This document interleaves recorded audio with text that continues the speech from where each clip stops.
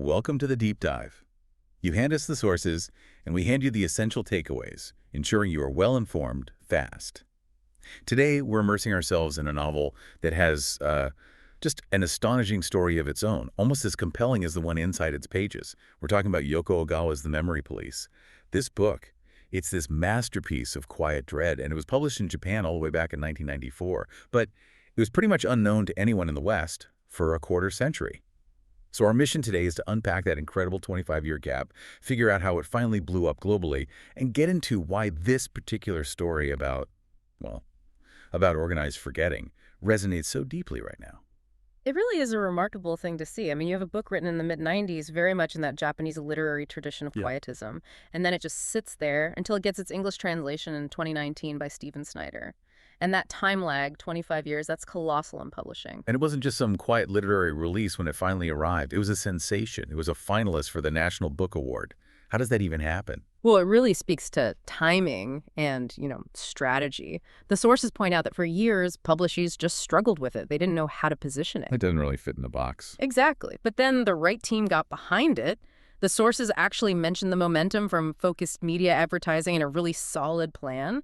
And suddenly it was seen for what it is, this timeless allegory. It proves a great book never really gets old, right? It needs the right push to be seen in a new context. That feels key because when you look at the story, it's so easy to just slap the dystopian label on it. Yeah. Which is probably why publishers tried to push it to a generic sci-fi crowd at first. Right. But our sources are pretty clear that categorization is, well, it's misleading. It doesn't have the high-stakes action or the kind of plot you'd expect from that genre, precisely.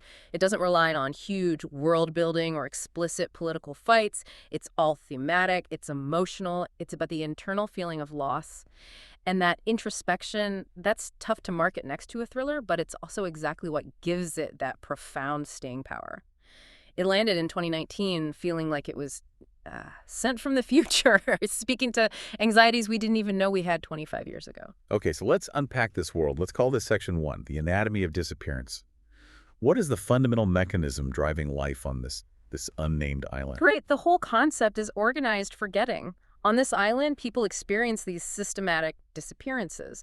And the crucial part is, it's not just the physical object vanishing. When something disappears, let's say it's a type of bird, the memory of that bird has to vanish too, from everyone. And that's enforced by the group the book is named after, the Memory Police. They're this faceless authoritarian arm. They are. The sources describe them as this really insidious presence. Their first duty is to enforce the disappearance, making sure any memory of lost things is gone. They patrol, they observe. It's less about normal policing and more like psychological surveillance of your soul. Let's track the losses, because the progression is where the dread really comes from. It starts so subtly, almost poetically. We hear about red rose petals inundating a river, and so the islanders just incinerate all their rose bushes. It seems symbolic, almost beautiful at first. Yeah, they ease you into it, which is what makes it so terrifying. The first losses are things like hats. Former hat makers just switch jobs, no questions asked. But then it escalates. From symbolic things to fundamental things. Exactly. The next stage is an attack on documentation. On narrative itself, photographs disappear, then calendars, the very markers of time. And then, for our narrator, the ultimate attack on her identity. Looks. Novels. Yes. They don't just ban them. The words themselves lose all meaning. A manuscript just becomes an empty box, signifying nothing. That leap from hats to history is so fast. But it keeps going, doesn't it? It moves from objects to the physical body. This is where it gets really chilling. The disappearances evolve from external things, like birds, to the eventual loss of human limbs. First left legs, then right arms. I have to pause on that. Just imagine waking up one day and accepting that your left leg is gone and you can't remember what it felt like to walk. The acceptance is the truly horrifying part. That's the core trauma of the book. They don't rebel. They accept it like it's a natural thing, like snow melting in the spring. And finally, it culminates in the ultimate erasure. The entire body, the voice, it all starts dissolving. They just disappear. Which brings us to the central conflict and the character who offers a very quiet form of resistance. We follow the narrator, a novelist, who seems to accept it all, but she's protecting her editor, R. R is crucial. He's one of the few people who can actually retain memories of the disappeared things. So that makes him a target, a huge one. An incredibly dangerous one. His very existence defies the Memory Police's entire mission. So her resistance, it's intensely intimate. She works with an old family friend, the old man, to build a secret room, a tiny hidden space, a cave floating in the sky, to hide R. It's the moral heart of the story. The sources explicitly connect this quiet, desperate act to the experience of Anne Frank in Nazi-occupied Amsterdam. It's not about fighting in the streets, it's about preserving one human and their memory in secret. Okay, here's where it gets really, really interesting. The book's lasting power. Why a 1994 novel suddenly becomes a cultural touchstone in 2019. It's these layered interpretations, right? It's so much more than just a political dystopia. Absolutely. And one of the most compelling lenses is a medical one. Scholars have drawn these disturbing parallels between the disappearances and certain neurodegenerative diseases. The whole process in the novel closely mirrors something called semantic dementia. It's a rare condition where you lose conceptual knowledge about the world. So she's using a real medical condition as a metaphor for what? For how reality can just disintegrate. It shifts the whole dynamic. It makes the repression feel less like some external tyranny and more like an internalized illness, something unstoppable, rotting you from the inside out.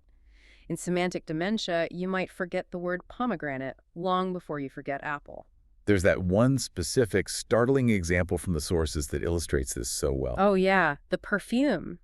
After perfume disappears, the narrator finds an old bottle. She tries to smell it, but she can't recall what perfume even is. She just identifies it as some sort of sugar water, or maybe the smell of toasting bread. The physical sensation is there, but the concept, the meaning is totally gone. It's not just that the bottle is gone, it's that the idea of perfume is fractured. That is genuinely terrifying. And this erosion of memory, it leads to a loss of human identity, doesn't it? It does. The islanders are left with what the book calls hollow hearts. It's kind of living death. They're physically there, but their inner lives, their connections to meaning have been systematically erased. Okay, so if the cognitive loss is rooted in psychology, does the social loss come from culture? Let's shift to that societal critique, which feels so relevant given the novel's Japanese origins. Absolutely. The novel offers the subtle but profound critique of, specifically, the emphasis on conformity in contemporary Japanese culture. The citizens' unquestioning adaptation to every single loss that reflects a deep cultural pressure. The famous Japanese proverb, the nail that sticks out gets hammered. That's the mechanism. They acquiesce because they're afraid of the consequences of defying social norms. The memory police, in this light, aren't just a government agency. They're like the invisible force of societal judgment itself. So the repression is insidious because it's achieved through passive acceptance. That's it. This pervasive conformity, this need to fit in, leads directly to the erosion of autonomy and eventually the complete loss of self. You don't disappear because you're forced to. You disappear because you let society dictate your reality. The sources make it really clear that even though the novel touches on these huge political themes, totalitarianism, censorship, echoes of 1984 or Fahrenheit 451, its main purpose isn't really a social critique of one regime. That distinction is so important. Yes, there are parallels to historical censorship, and it resonates with Japan's own complicated relationship with historical memory.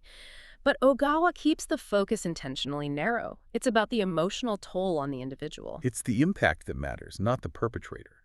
So if the external world is just collapsing, resistance has to be about creativity and connection, right? It is. The protagonist's defiance is twofold. First, the physical act of hiding or risking her life for another person's mind. And second, the secret act of writing. Even after books have disappeared, she keeps working on her novel. She's creating narrative when narrative itself is being erased. What about the story she's writing? She's writing about a typist who starts losing her voice. It's a direct mirror of her own fear of losing her vehicle for self-expression, which is her writing. The story becomes her way of processing the trauma. It's a bulwark against total erasure. It gives her internal meaning when the external world has none. The philosophy of persistence there, especially at the end. It's incredibly powerful. It's the ultimate statement. Even as the narrator's body finally disappears, reduced to clumps of dried glass, the very last image is her pencil. It's still moving across the page, writing the last words of her story. Her body is gone, but the creative act remains. It's this idea that creative outlets, telling stories, forging connections. That's the ultimate defense against the erasure of identity.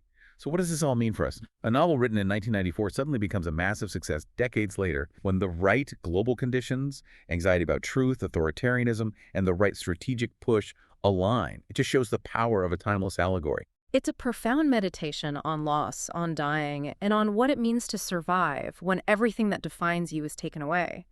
The story insists that while forgetting might be unavoidable, just something that happens, the human soul can endure through connection, creativity, and these quiet forms of defiance. The protagonist's deepest fear was that her story wouldn't remain after she was gone.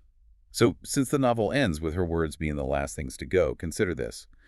If the entire physical world and all common memory were to vanish, would the essence of you, the real you, survive solely within the stories you tell and the actions you forge?